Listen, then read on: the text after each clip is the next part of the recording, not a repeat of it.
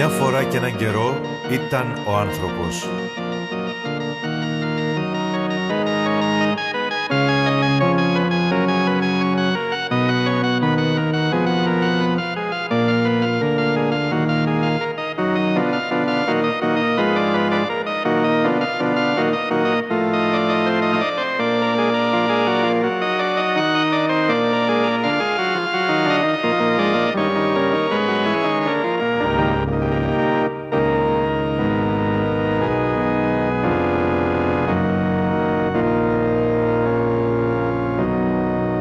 Κατακτήσεις του Ισλάμ.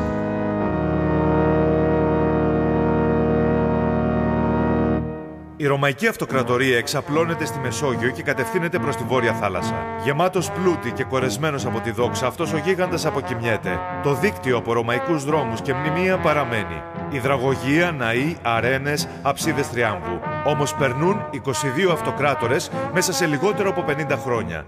Ο Κωνσταντίνος ασπάζεται το χριστιανισμό και δίνει σε αυτή τη θρησκεία την πρώτη της πραγματική όθηση. Οι 30.000 χριστιανοί στη Ρώμη δεν διώκονται πλέον. Ο αυτοκράτορας επιλέγει το Βυζάντιο ως πρωτεύουσά του και της δίνει ένα νέο όνομα, Κωνσταντινούπολη. Η πόλη οχυρώνεται για να αντισταθεί στους εισβολείς που σύντομα θα προκαλέσουν ταραχές στην Ευρώπη. Υπάρχουν διαδόσεις ότι το Βυζάντιο γνωρίζει για αυτές τις εισβολές. Μετασέβη το αφέντη μου Θεοδόσιου.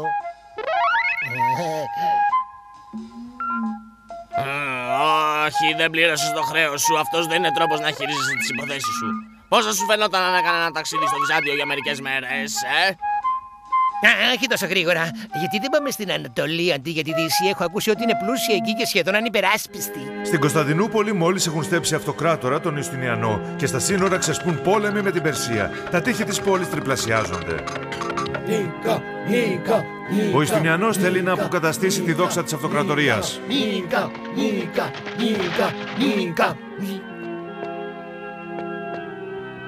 Εξοχότατε, ο κόσμος έχει επαναστατήσει και δεν μπορούμε να κάνουμε τίποτα άλλο για να τους αναχαιτήσουμε. Παραβίασαν τις πύλες των ανακτόρων και οι άντρες μας αποφάσισαν να μην επιτεθούν. Ο Ιουστινιανός δεν είναι μαλθακός. Ίσως να μην είναι ο ρόλος της γυναίκας να δίνει θάρρος στους δειλούς. Μπορείς να φύγεις, Καίσαρα. Όσο για μένα, πιστεύω στην παροιμία που λέει «Τα δεν κάνουν τον παπά». Εξοχοτάτη, μια μικρή πρόταση. Έχουμε και τον στρατηγό Βελισσάριο. Ο στρατηγός Βελισσάριος ας παρουσιαστεί στο βασιλιά. Είμαι στις διαταγές σας, μεγαλειοτάτη.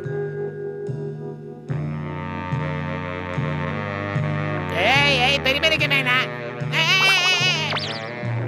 Επίθεση εμπρός, επίθεση! Χωρίς έλεος! Ο Ιουστινιανός έχει οργανωμένα σχέδια. Για να τα πετύχει, συνάπτει ειρήνη με την Περσία. Η τελική συμφωνία είναι 1000 κιλά χρυσάφι το χρόνο που πρέπει να τα συγκεντρώσει από κάπου. Είπα 2 σακά για τους φόρους του αυτοκράτορα. Ορίστε. Βάλτε τα από εκεί και βάλτε τα εδώ.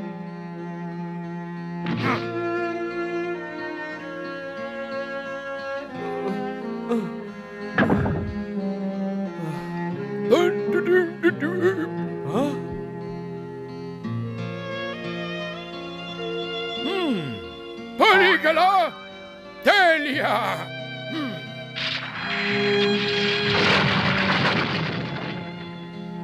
500 πλοία βάζουν πλώρη για την Καρχιδόνα, την Ιταλία, την Κορσική, τη Σαρδινία και την Ισπανία υπό τις διαταγές του στρατηγού Βελισσάριου. Ξαναχτίζεται ο ναός της Αγίας Σοφίας. Όσο τυχερόμαστε ακόμα, ας κάνουμε μια ιστορική αναδρομή.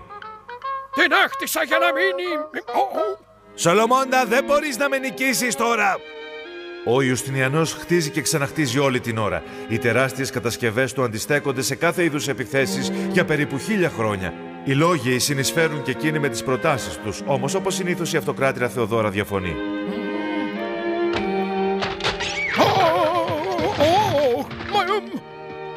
Ωστόσο, η μεγάλη συνεισφορά του Ιουστινιανού είναι ο κώδικάς του που παραμένει η βάση της δυτικής νομοθεσίας.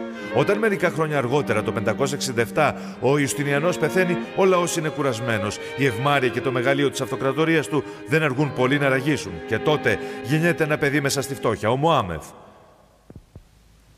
Το 2ο αιώνα π.Χ. οι Πάρθιοι, μια ιρανική φυλή, κερδίζουν την ανεξαρτησία τους από τους διαδόχους του Μεγάλου Αλεξάνδρου. Στη συνέχεια, τα Πάρθια βέλη κρατούν σε απόσταση τις Ρωμαϊκές λεγιώνες.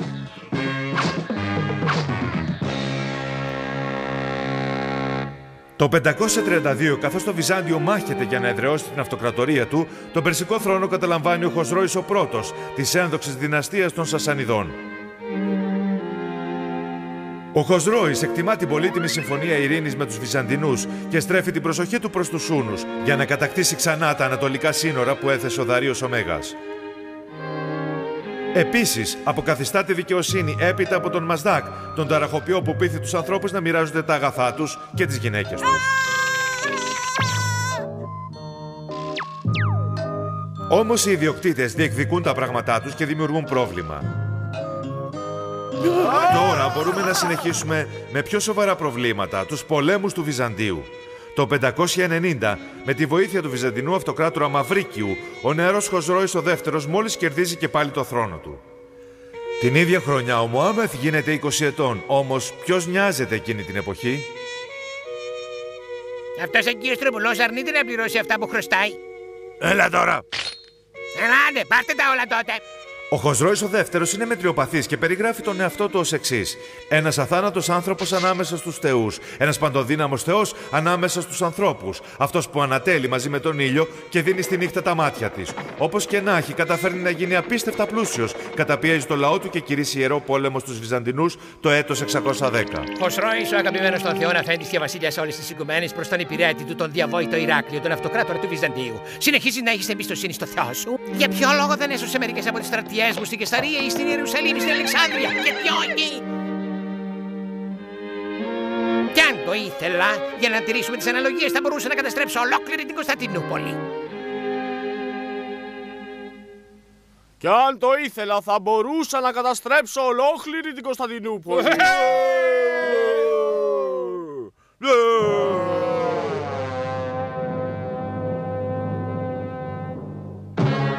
Λαέ του Βυζαντίου, μόλις πήρα μια σοβαρή απόφαση. Σ' ακούμε! Κηρύσω ιερό πόλεμο ενάντια στην Περσία. 622. Άλλος ένας πόλεμος ανάμεσα στις δύο αυτοκρατορίες. Ένας πόλεμος που θα καταστρέψει και τις δύο.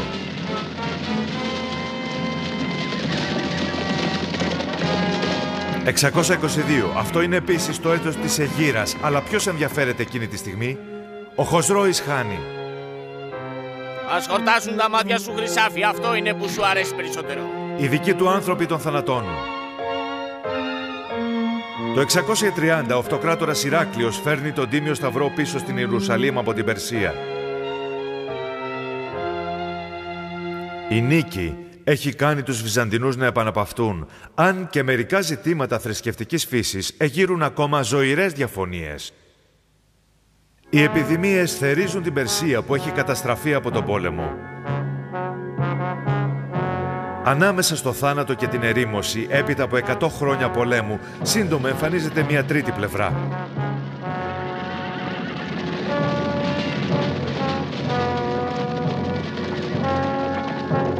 Και ο λαός δεν έχει άλλη επιλογή από το να υποκληθεί στο νέο του αφέντη. Ασπαστείτε το Ισλάμ, πληρώστε φόρο τιμής και θα είστε ασφαλείς, γιατί διαφορετικά...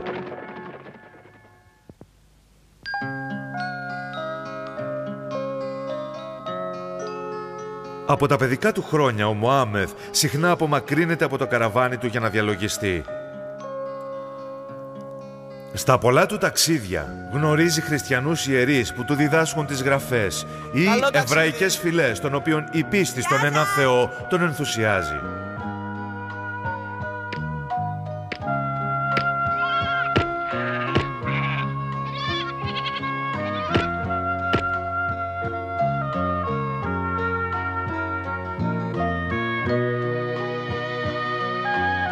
Απέναντι στο μεταβαλλόμενο ορίζοντα έρχεται το βλέμμα της τρυφερά και αναζητά με τα μάτια της αυτόν που επιθυμεί. Τα μακριά σφιχτά της πόδια είναι σαν μαρμάρινες κολόνες.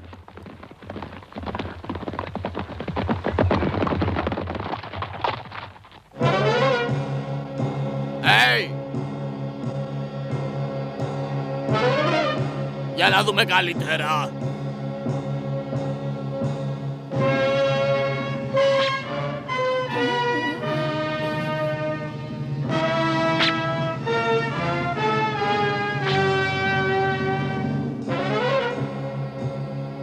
Όλα έτοιμα.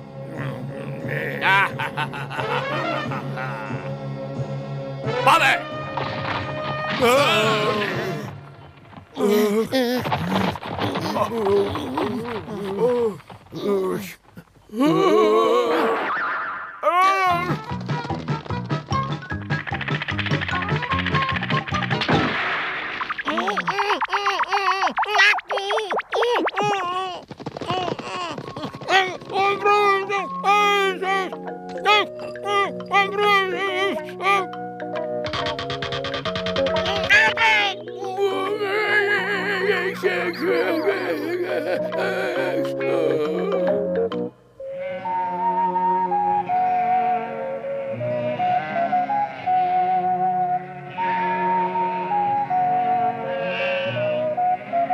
Εμπρός, κουνηθείτε, εμπρός.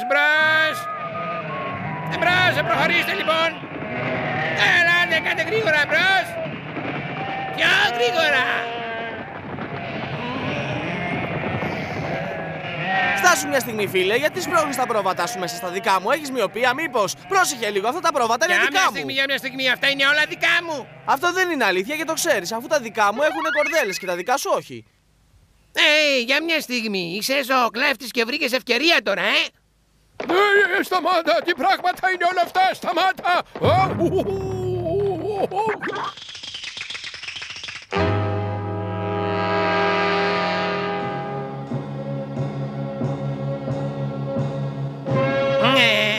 Μα τι σημαίνει εκεί κάτω?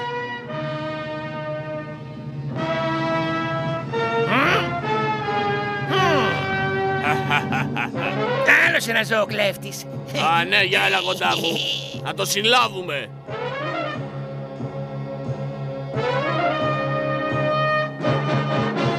Για μια στιγμή.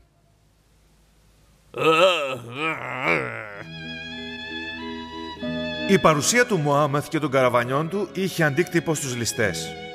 Αυτοί οι άνθρωποι θέλουν να μας κλέψουν, ανακάτεψαν τα πρόβατά μας με τα δικά τους. Είναι πολύ απλό. Έχουν μια διαφορά. Όλα τα δικά μας φορούν κορδέλες στο λαιμό τους. Σε πιστεύω.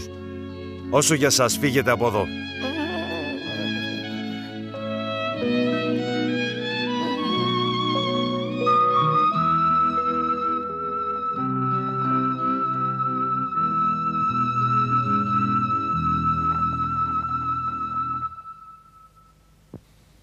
Πριν να ενώσει ο Μωάμεθ τους Ισλαμικούς λαούς κάτω από μία πίστη, λάτρευαν πολλά είδωλα. Δέντρα, πηγές, αστέρια και λίθους. Μόνο στη Μέκα υπήρχαν πάνω από 350.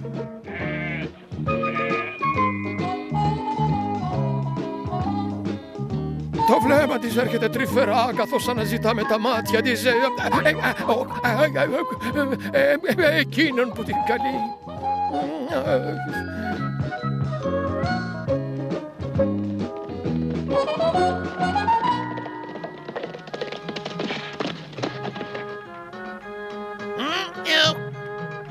Για την προστασία μου.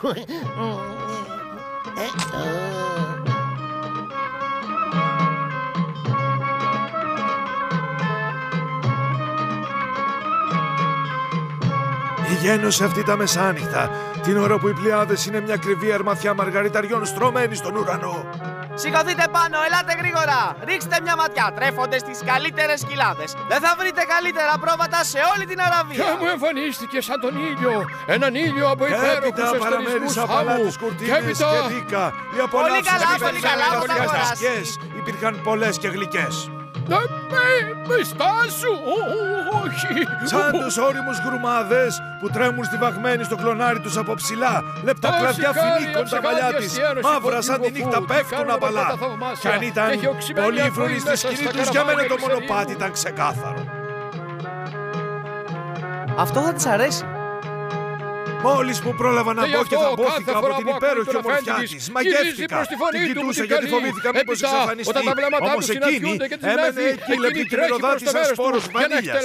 Τα πόδια της σφιχτά και απαλά. Όπως το μικρό φύλλο που ξεδιψά στη πηγή.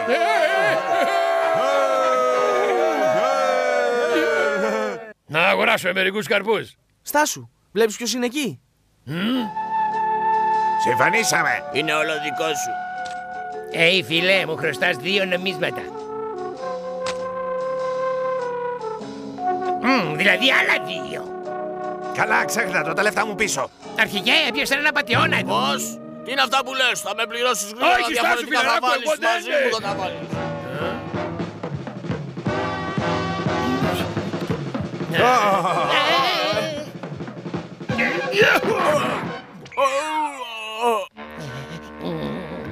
Hey, κοίτα πίσω σου!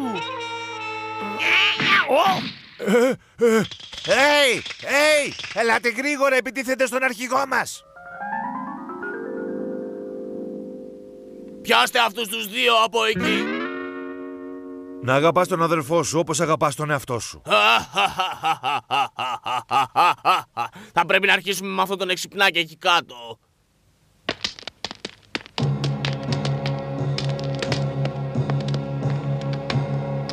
Οι άλλοι σύντροφοι μου θα με βοηθήσουν να καλύψω. Έλα την γρήγορα! έσοδα μου. Μερικοί ληστές κλέβουν έναν καλό άνθρωπο. Πρέπει να τον υπερασπιστούμε.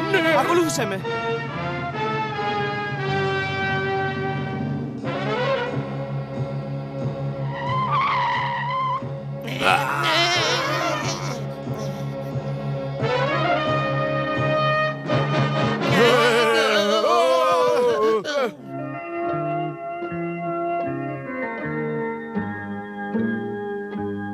Α, φίλοι μου, είμαι ο Απόστολος του Θεού που μου εμπιστεύτηκε έναν ιερό σκοπό. Δείξτε εμπιστοσύνη στο Θεό και στην αποστολή μου και θα κατοικήσετε για πάντα στον παράδεισο.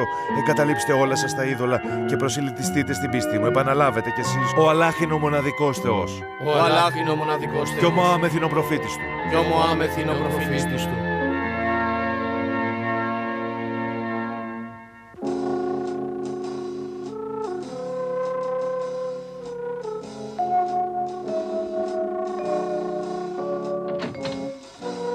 Ο Μωάμεθ κηρύσσει την εξέγερση ανάμεσα στους φτωχούς της χώρας. Θέλει να καταστρέψει τους θεούς μα και να επιβάλλει τη νέα θρησκεία. Λέει ότι είναι προφήτης.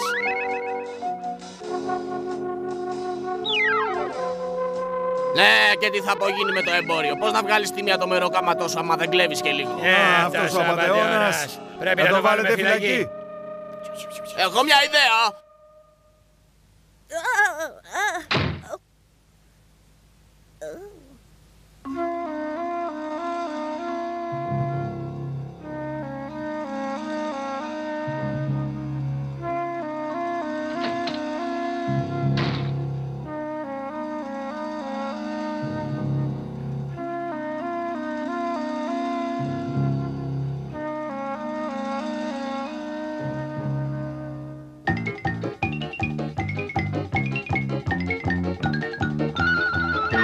Εκείνοι οι άνθρωποι δεν έχουν καλό σκοπό. Άκουσα τα σχέδια και τα ξέρω. Και θα πρέπει να δραπετεύσεις όσο γίνεται πιο γρήγορα. Φύγε γρήγορα! Δεν υπάρχει καιρός για χάσιμο. Ναι, πρέπει να φύγετε. Μπορεί να έχουν ξεκινήσει ήδη και είναι πολύ επικίνδυνοι.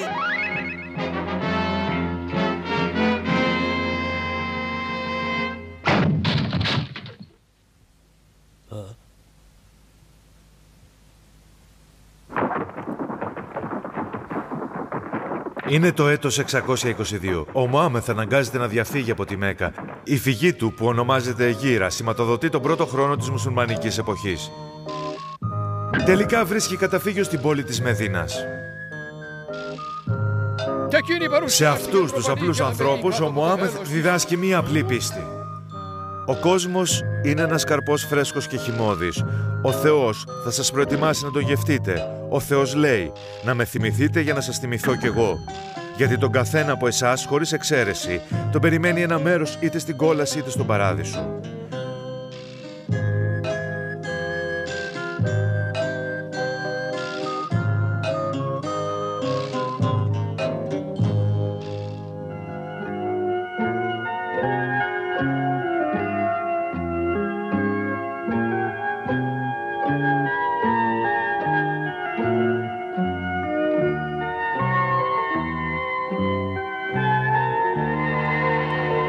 Όχι, φίλοι μου, πρέπει να γυρίσετε προς τη Μέκα για να προσευχηθείτε.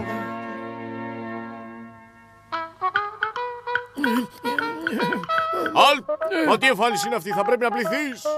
Ναι, μπα, καλά, αφού επιμένεις. 3 φορές, μην το ξεχάσεις.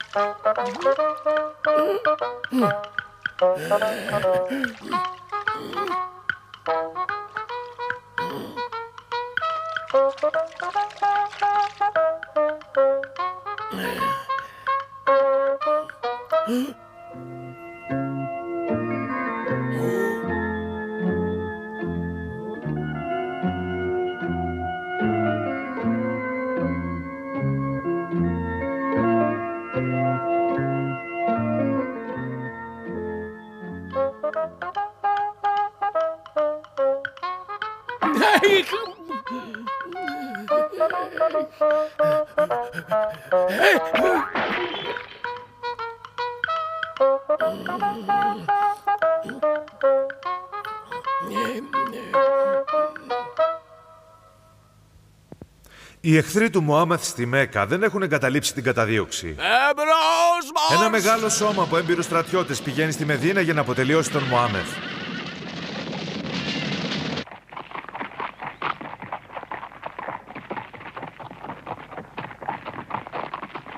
Όμως δεν λαμβάνουν υπόψη τους ανθρώπους της Μεδίνας.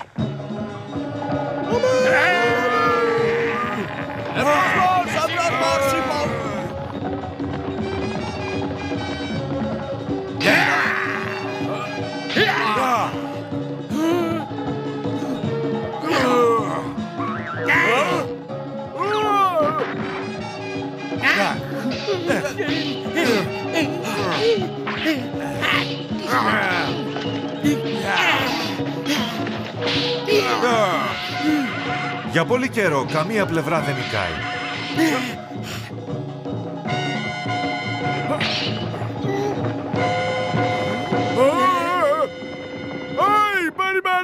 Περιμένετε!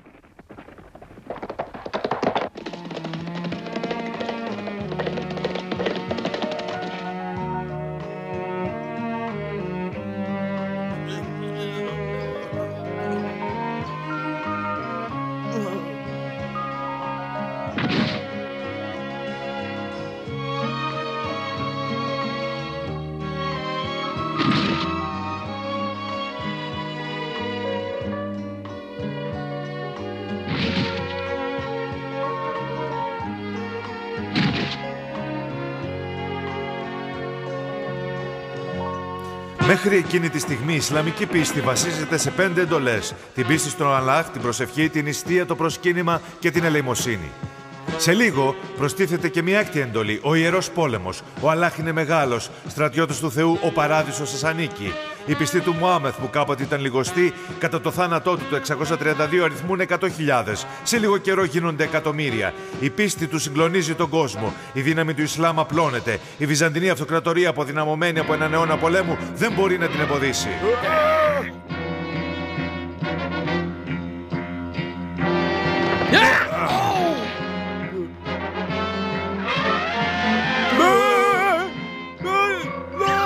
Το ίδιο ισχύει και για την Περσία.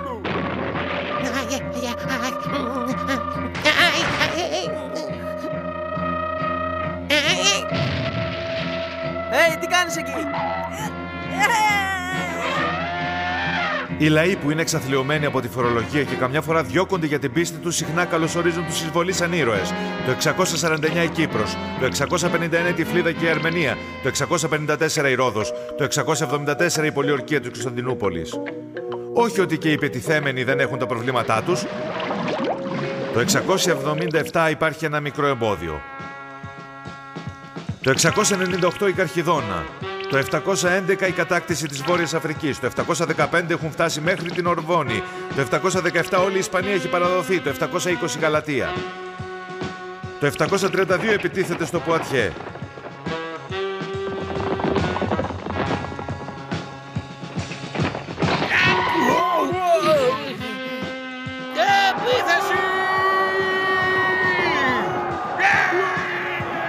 Μόνο έναν αιώνα μετά το θάνατο του Μωάμεθ, παρά την ήττα του στο Πουατιέ, οι μουσουλμάνοι έχουν κατακτήσει τόσο μεγάλο κομμάτι γης, από την Ινδία μέχρι τον Ατλαντικό ωκεανό. Λένε ότι ένας άνθρωπος είναι ιδιοφυής όταν ξεκινά από το μηδέν. Ονειρεύεται το μεγαλείο και πετυχαίνει το όνειρό του. Αν αυτή η σκέψη είναι σωστή, τότε ο Μωάμεθ είναι ιδιοφυής.